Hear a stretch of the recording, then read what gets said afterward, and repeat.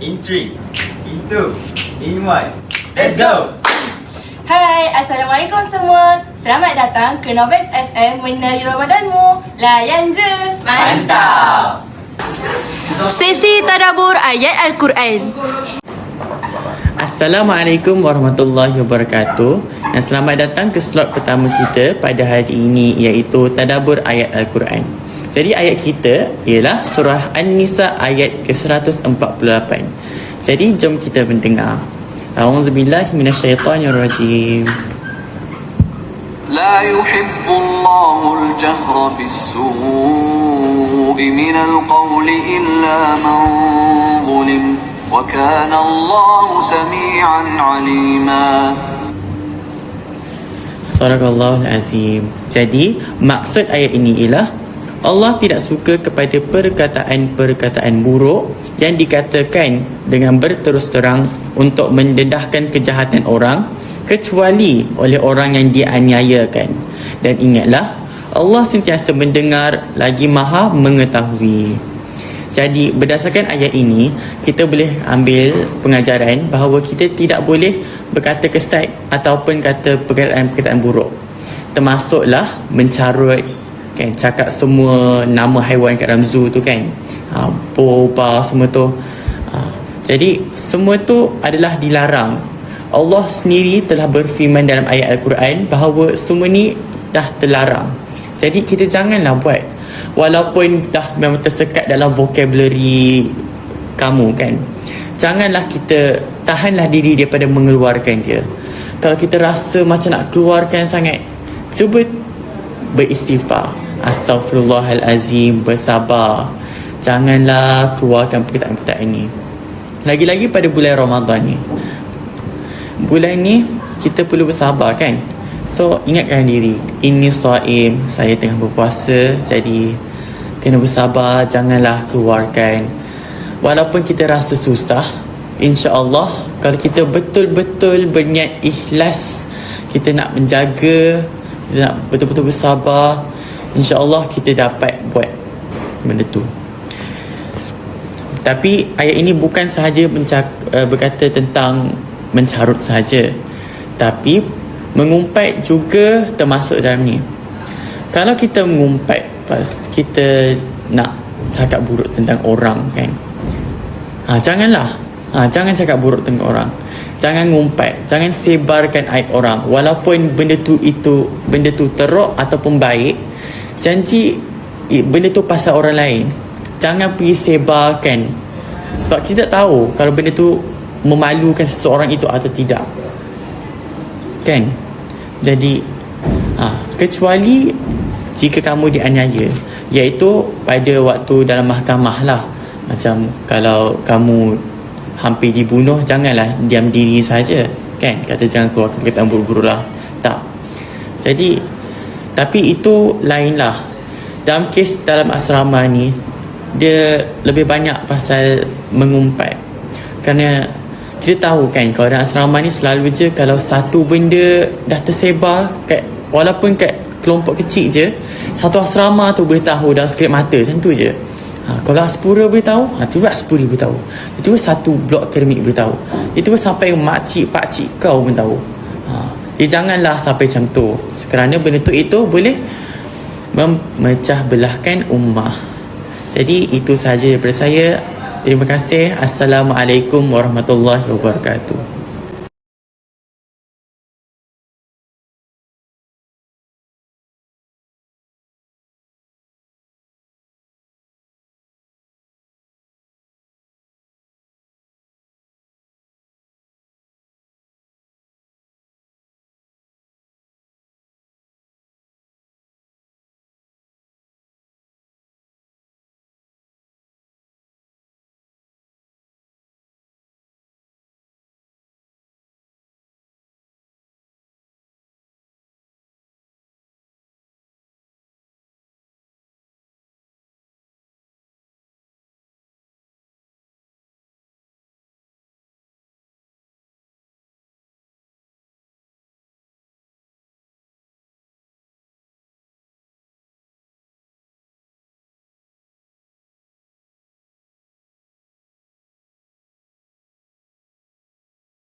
Sesi Double Trouble on Air.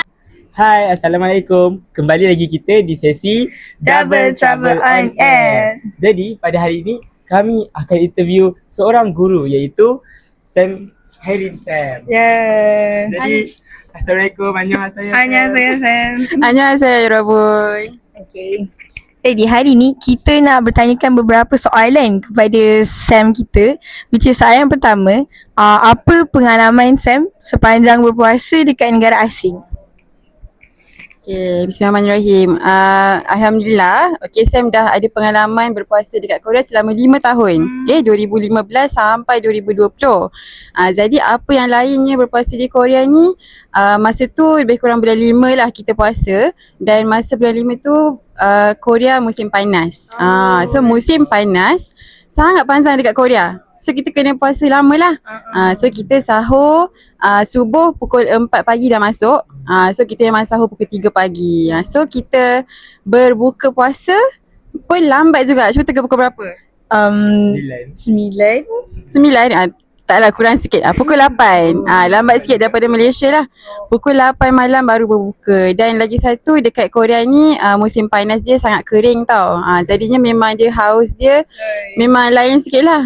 So kita rasa macam lamanya puasa bila nak habis lah macam tu lah. Tapi lama-lama Alhamdulillah dah biasa lah. Tapi benda tu sebenarnya melatih kita menjadi seorang lebih sabar lah. Kita lagi mendalami erti kesabaran tu sendiri. Tapi sebenarnya ada juga benda yang best, iaitu pengalaman yang memang tak boleh dapat dekat sini lah.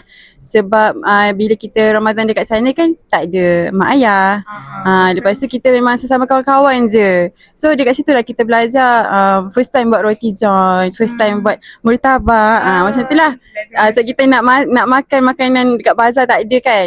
Tapi kita buatlah potluck makan ramai-ramai. Tu pengalaman yang berharga jugalah. Okay. So untuk soalan kedua.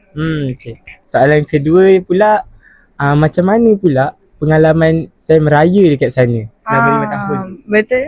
Okay, cerita pasal raya Okay, raya pun sama juga. Memang Sam beraya 5 tahun juga dekat sana. So kalau beraya di Korea ni memang solat raya pagi. Kalau kebetulan tak ada kelas, bolehlah solat raya. Kalau ada kelas, kena pergi kelas lah. Dan kita akan pergi ke Masjid Itaewon. Masjid Itaewon tu memang beramai-ramai dengan semua foreigner, macam-macam kaum ada. Kita solat raya dekat sana. Lepas tu kita akan ada majlis hari raya embassy yang akan buat. So kita pergi Malaysian Embassy dekat Seoul lah, dekat Korea. Ada buat makan-makan. So semua student dijemput. Tapi kita ada juga macam sambut sesama murid dekat universiti. Contohnya bila setiap universiti tu dalam 40 orang macam tu kan, kita buatlah potluck. Seorang masak ketupat, seorang masak kuah kacang, seorang masak rendang, macam tu lah. So kita nak ada juga environment raya. So kita buat sendirilah. So tu pengalaman yang memang tak dapat lah dekat Malaysia. So sangat-sangat best, Alhamdulillah. Kalau ingredient dia tu saya dapat kat mana? Okay, kalau ingredients tu memang dah siap bawa awal-awal. Contohnya kalau rendang, kena ada kerisik. So kerisik tu memang sebelum start SEM, cuti sebelum tu kita dah bawa siap-siap. Lepas tu kita frozenkan lah supaya boleh tahan kan. Tapi certain benda ada juga yang boleh dapat dekat Korea. Macam tu lah. Okay, so before kita tutup ni, kita nak minta Sam bagi pesanan untuk murid-murid sepintar, especially budak-budak bahasa Korea. Okay, so pesanan Sam untuk semua murid-murid sepintar lah. Puasa bukan sekadar puasa. Mungkin kita dah terlampau biasa berpuasa, kita dah macam terlupa apa makna puasa tu kan. Tapi kena macam Sam kata tadi, memang erti kesabaran tu kita kena betul-betul mendalami. So setiap kali puasa tu insya-Allah mesti ada hikmah dan ada benda baru kita belajar. So akhir kata, 올해 라마단은 최고의 라마단 되길 바랍니다. 감사합니다. Terima kasih Sam atas perkongsian dan pengalaman tu tadi. Sungguh menarik tau. Susah kita nak dapat pengalaman berpuasa dekat negara-negara luar ni dengan tak ada parents kan. Tapi itu sedikit sebanyak memberikan impak dalam diri kita. Jadi saya rasa itu saja untuk sesi pada hari ini. Jadi kembali lagi kita ke sesi yang akan datang. Stay tuned. Bye. Sesi Peel the Strawberry Skin. Hai, Assalamualaikum dan selamat datang ke slot seterusnya iaitu Peel the Strawberry Skin. Saya Naim. Saya Afan. Saya Amira. Dan pada hari ini, kami akan membaca curhat yang anda telah tulis di Google Form dan kita akan membahasnya bersama-sama. Okay, curhat dia. Kadang-kadang aku rasa aku sunyi sangat dekat sekolah. Entahlah macam mana, macam aku ramai je kawan, tapi sometimes rasa macam Alienated. macam kawan kat surface. Tapi tak pernah. Rasa dihargai. Pelik sebenarnya. Susah ke nak pilih kawan ni? Sedihnya hidup dia. Agak Cara detect pun dah tahu dah. form apa Okey, bagi pandangan aku lah. Pandangan aku rasa macam kenapa kita boleh rasa sudi adalah sebab kita ni nak sangat impresskan orang. Betul. Kita nak sangat orang tu nampak kita, nak sangat orang tu. Tanpa kita actually sedar yang sebenarnya ada je orang yang nak kawan dengan kita. Bukan tak ada orang nak kawan dengan kita. Ada orang dah ikhlas buka hati nak kawan. Kita just kena pilih lah kawan tu. Kita dalam berkawan kita tak boleh memilih. Tak kisahlah dia tu agama apa, dia bangsa apa, warna apa. Kalau selagi dia tak melawan, selagi dia tak macam cakap macam aku tak suka agama Islam macam tu, so kita terimalah dia sebagai kawan kalau dia nak kawan dengan kita. Nak implot macam mana? Janji tak toxic semacam lah. Betul. Okay. Cakap. Tak apa. Okay. Okay. Untuk benda ni kan, mostly people yang rasa macam ni, apa yang aku fikir tadi? Siapa tak pernah rasa dihargai. Okay. So macam ni lah. Ini mungkin orang yang macam ni, orang yang banyak kawan. Tapi tak ada kawan yang dia rasa macam akan pilih dia. Betul. Tak ada main best friend. Berkawan dengan semua orang. Kawan semua orang sampai tak berkawan dengan siapa-siapa. Bab kata pepatah, if you friend with everyone, you friend with no one. Bagi aku pula, I think it's okay je kalau kita seorang-seorang, sebab kalau kita nak buat something, it is easier untuk kita buat sendiri. Sebab contohlah kalau ada kawan nanti kena bawa dia, angkut dia. Kalau dia malas nanti kita pun ikut malas. So it's okay je kalau kita seorang-seorang. Jadi kita tak dibenci. Betul. At betul. least kita punya surroundings ni tak toxic. So kalau kita tak ada kawan pun, kita bukan jadi orang yang dibenci lah. Satu benefit orang yang tak ada kawan ni kan, tak ada orang fikir pasal dia, so tak ada orang ngumpat pasal dia. Betul. Dia pun tak mengumpat. Korang pun tak mengumpat nanti kalau tak ada kawan kan. So sebenarnya kawan ni dia mengumpat sama. Itulah memories dia kurang lah. Tapi boleh je sebenarnya hidup. Just jangan kisah sangat lah. Betul. Kalau kita kisah, memang dia akan jadi masalah. Okay, so itu saja untuk episod Peel the Strawberry Skin pada hari ini. Terima kasih kerana mendengar. Bye. Duduk je kalau kita tengok kalau cringe ke tak. Sesi Relate tak relate. Itu dia. Hai. Assalamualaikum. Semua Selamat datang ke sesi Relate tak relate. Jadi macam biasa pada hari ini kami akan bagi satu statement dan kita akan bincangkan tentang statement tersebut. Jadi let's get started. Okay, jadi statement first. Waktu awal bulan Ramadan tu, terawih mesti kat masjid. Dia berazam lah. Tapi hari ke-7 je, dah banyak dah rasa macam-macam. Soalan rumah je lah. Okay, 1, 2, 3. Relate. Kenapa korang tak relate? Sabar, kita dengar kenapa kau relate. Kita orang Islami. Ya Allah. Alim. Okay. So, sebenarnya lah kita aku bukan sengaja nak solat kat rumah, tapi masjid kat kawasan perumahan aku tu dia macam kecil sangat tau, kecil. macam hari pertama tu dah ada orang solat kat jalan. Like for dia solat kat jalan. Like diorang kena bawa sejadah diorang, ataupun ada yang pihak masjid kena keluarkan kapet baru just untuk diorang solat kat jalan tu. Kat jalan? Sampai solat kat jalan? Yes, betapa kecilnya. Padahal jemaah tak banyak pun. Lepas kalau nak bandingkan dengan pusat sumber sekolah ni, kita boleh tengok lah. Dia macam nak dah sama besar sebenarnya. Tapi just kita gabungkan dah dengan bilik park dengan bilik APD tu. Memang awal-awal tu dah penuh lah ke? Ya, awal-awal tu dah penuh. Biasanya pakcik-pakcik datang awal kan? Kan, orang-orang yang wujud satu Ramadan. Tapi tak tahulah 2 Ramadan wujud ke tak. Tapi satu lah sebab dia penuh. Tapi sekarang pun dah 10 hari puasa ni memang penuh lah. Korang kenapa korang relate? Masjid korang besar sangat ke? Kalau kawasan perumahan kawasan perumahan bukan kawasan perumahan macam masjid dia kecil-kecil je ke? Kalau aku kita orang memang masjid kita orang dekat, lepas tu memang besar. So memang tak ada alasan untuk tak pergi. Memang dekat 5 minit pun tak sampai. So memang tak ada alasan. Jalan kaki ke naik kereta? Naik motor. Naik motor. Jalan kaki lagi banyak kan, lagi banyak pahala. Takkan sebab dia akan kena keluar ke jalan besar dulu. Keluar jalan besar tu. Baik kereta susah. Okay, Naim lah Naim. Naim kenapa Naim ni? Alah, bukanlah aku solat dekat masjid kat tepi rumah aku tu, tapi aku tukar-tukar masjid. Faham tak? Kan Ramadan. 30 hari 30 masjid. Alah, tapi ada je waktu aku solat kat rumah. You know, nak berjemaah dengan keluarga aku. Keyword berjemaah. Berjemaah ya. At least sebenarnya dia tengok at least dia buat dengan istiqomah.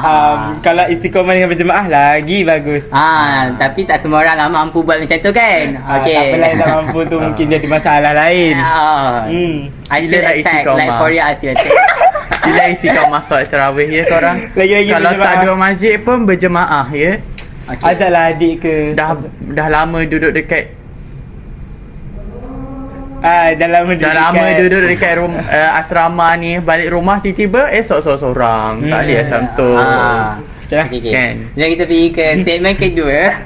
Okay, so statement ni YTJT, pernah tak korang makan kurma, lepas tu korang terdengar ada orang marah kau kat dalam perut? Okay, bagi aku lah, bagi aku. 1, 2, 3. Sorry. 1, 2, 3. Relate.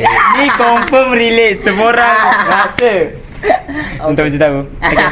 Bagi kita lah. Okay, bagi kalau kita. Kalau orang tahu ni memang merapu lah benda ni. Kalau bagi kita, kurma tu sebenarnya dia tak bersalah. Okay, kita sentiasa berpihak kepada kurma sebab dia marah untuk memperbaiki, marah untuk memperbetulkan seseorang. Dia marah onde-onde tu, dia bukan sebab dia tak suka onde-onde. Dia tak suka orang yang menganiaya. Tuan dia tu. Tuan dia iaitu kita. Walaupun dia aniaya kan, onde-onde tu menganiaya ke, dia merosakkan ke, dia menggemukkan, tapi banyak lagi cara kurma tu nak tegur. Mana boleh dengan marah je. Marah lah paling plain sekali. Kau bayangkan dia nak suruh dia pumping apa. Tak ada lah, sampai report kat polis lagi. Okay lah, itu macam Melebih lah. Baru marah. Kau bayangkan mak kau tegur kau, marah kau, tiga kau report polis. Okay, dekat.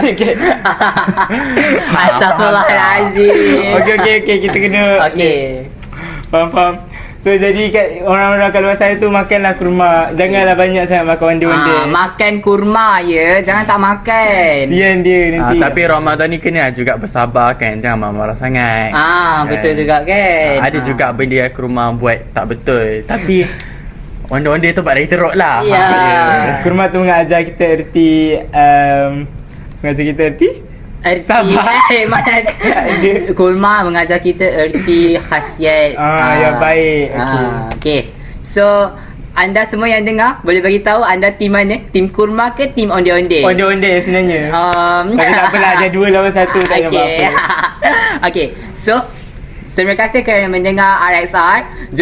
Jumpa lagi di episod seterusnya. Bye. Mantap. Sesi One Day One Nasihat.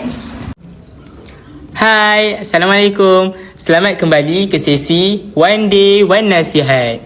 Jadi, seperti biasa, hari ni kita akan bagi satu nasihat untuk korang semua. Jadi, nasihat dia macam ni. Okay, Kalau kau dengar cerita pasal orang lain, janganlah terus sebarkan. Sebab sebenarnya sebarkan aib orang ni tak buat kau nampak power pun. Nampak kau teruk je. Sebab apa? Sebab suka cari perhatian. Fikir dulu sama ada benda tu elok atau cuma nak tunjuk kau tu tahu semua benda je. Kalau tak penting, simpan je. Orang yang pandai jaga rahsia orang lain lagi disegani. Tapi kalau kau jenis suka viralkan cerita, jangan terkejut bila semua orang mula jauhkan diri daripada kau. Cuba bayangkan, benda ni terjadi dekat diri kita sendiri. Aib kita yang selama ni Allah tutup, tiba-tiba ada orang sebarkan. Lepas tu semua orang pandang serong kat kita. Orang tengok kita ni pandang sebelah mata. Macam mana kita rasa? Mesti kita pun sakit hati kan? Jadi janganlah kita ni sebar-sebarkan aib orang lain. Tak kisahlah lelaki nak sebarkan lelaki, lelaki sebarkan perempuan, lain-lain jantina ke apa. Jangan. Sebab benda ni sebenarnya boleh menjatuhkan maruah orang tu juga tau. Lagipun, kalau kau ni jenis suka sebar-sebarkan cerita pasal orang lain, sebar-sebarkan aib orang, lama-lama orang pun takkan percaya dah kat kau. Orang pun dah takkan macam, oh, nak cerita kat kau pun tak boleh lah. Sebab dah tahu kau akan sebarkan kat orang lain. So rahsia orang tu tak selamat. Jadi janganlah jadi orang yang macam sikit-sikit nak cerita kat orang, sikit-sikit nak cerita kat orang, untuk nampakkan diri dia tu tahu semua benda, nampakkan diri dia tu baik, hebat. Jangan. Sebab sekarang ni mungkin Allah tutup aib kita, lama-lama nanti orang pula buat kat kita. Sebenarnya benda ni semua common sense. Kita pun tahu apa yang boleh kita cerita, apa yang tak boleh cerita. Senang cerita, jangan mengumpat lah. Tak payah nak cerita pasal orang lain dekat orang lain. Kalau dia tak tahu, biar je dia tak tahu. Kalau kita tahu, senyap je. Sebenarnya simple je. Jadi saya rasa tu je nasihat untuk bagi hari ni. Terima kasih. Bye. Siap pun. Jangan sedih. Jangan lapar. Jangan lupa untuk dengar kami setiap hari tau. Layan je. Bye.